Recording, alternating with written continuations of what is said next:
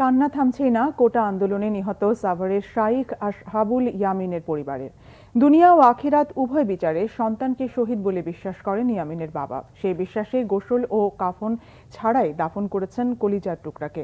হত্যার ঘটনায় এখনও করেননি কোনো মামলা। সাভার থেকে নাজমুল হুদা শাহিনের পাঠানো তথ্য ও ছবিতে ডেস্ক রিপোর্ট। পুলিশের সাজোয়াজানের ওপর থেকে এক শিক্ষার্থীকে টেনে হিঁচড়ে সড়কে ফেলে দেওয়ার এই দৃশ্যে এখনো শিউরে ওঠেন সবাই।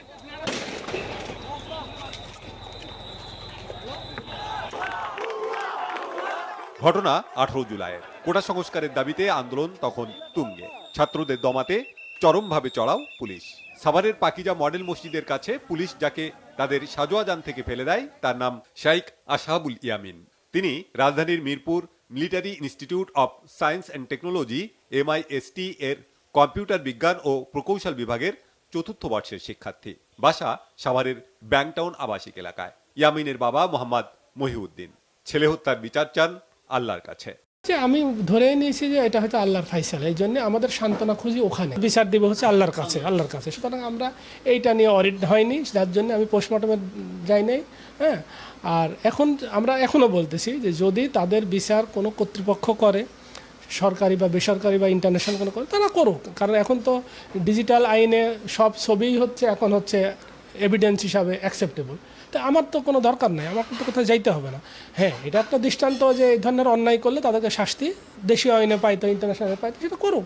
সেটার জন্য আমাকে কেন ইনভলভড হইতে হবে? কারণ আমি তো বিচার আল্লাহর কাছে দিয়ে আবার এখন মানুষের কাছে আমি বিচার চাইতে যাব, কোনো দরকার নাই। আমি তো দুনিয়াবি নিয়ে চিন্তা করছি না।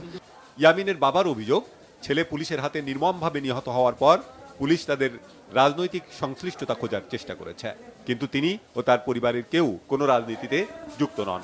এখানে তো রাজনৈতিক ঘুঁটি হবে, তো আমার ছেলে তো কোনো রাজনীতির সাথে জড়িত ছিল না, আমিও না, তাহলে আমি কেন আমার ছেলেকে রাজনৈতিক ঘুঁটি হতে দেব? ইয়ামিন ছিল সাহসী, অন্যায় দেখলেই প্রতিবাদ করতেন। ইয়ামিনের মতো ছেলে আসলে হয় না, ঠিক আছে? তো ইয়ামিন ওর সাথে আমার হলে মিনিমাম 5 থেকে 6 বার দেখা সাক্ষাৎ হইতো। তো ওর মতো কোঅপারেটিভ ছেলে আমি কখনো পাই নাই। আমি ক্লাবের সাথেও আছি, বিভিন্ন ক্লাব জয়েন আছি আমি, ও ক্লাবে ছিল, ডিবেট করতো। যা হারানোর তো আমরা হারাই ফেলছি। তো এটাই বলতে চাই যে ইয়ামিন আমাদের মাঝখানে আগে যেমন ছিল এখনো আছে, আগামীতেও থাকবে। সাভারের ব্যাংকটাউন আবাসিক এলাকায় কবর দেয়া হয়েছে ইয়ামিনকে। তার কবরে একটি তুলসী গাছ ও একটি ফুলের চারা লাগিয়েছেন মা নাসরিন সুলতানা। ইয়ামিনের স্মরণে গ্রাফিতি হয়েছে রাজধানীর দেয়ালে দেয়ালে।